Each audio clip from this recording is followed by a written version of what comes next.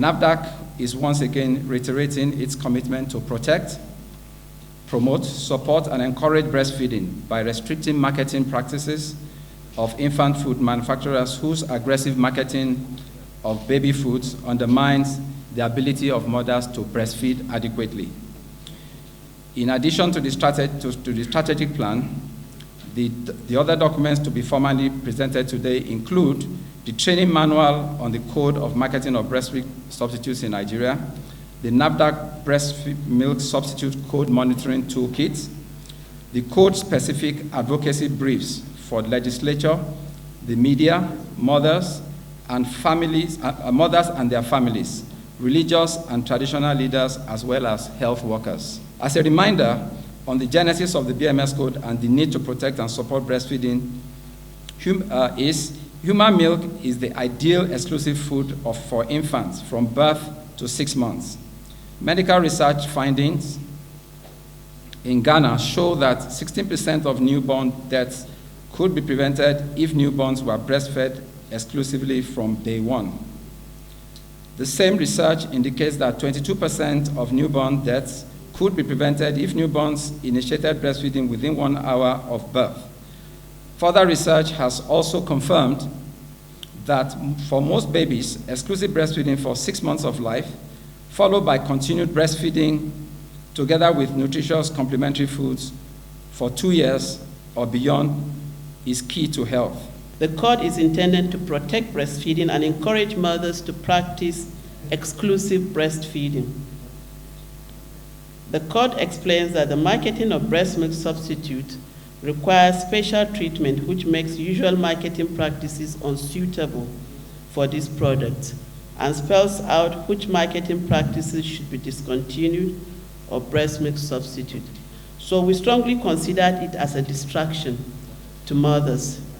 It really affects the way for mothers to breastfeed naturally, which is most required for babies under 2 years. Since its adoption, the code has been reaffirmed by WHO, by the World Health Assembly, and new resolutions with the same legal status as the code have been adopted to clarify and extend certain provisions. As we all know, the ministry remains committed to improving survival of children, especially children under 5 years in Nigeria, within the scope of our mandate to realize universal healthcare coverage, leaving no one behind. So we are strongly committed to ensure that quality services, nutritional support are provided to children under 5 years within the scope and spectrum of the reproductive, maternal, newborn, child health, adolescent. But the lower one is that only about 9% of workplace have environment for exclusive breastfeeding. So therefore, we have the code for 40 years. We've done quite a lot of things to promote the code. But the enabling environment that will make the code to work, we still need to work on this. Because increasingly, women are working. We can do a lot of media promotion. We can checkmate people being encouraged by health workers when they deliver to start early breastfeeding and exclusive breastfeeding. But then, are there supporting environment? And I think this is one of the things that we as policymakers have to do. The second thing we need to promote as policy is the workplace environment. Because after exclusive breastfeeding, we still will require, for continuous breastfeeding and for effective nutrition of our children, we still need to be able to provide environment for women to be able to nurse their babies. Because after 6 months, when the woman resumes, it doesn't mean breastfeeding has stopped.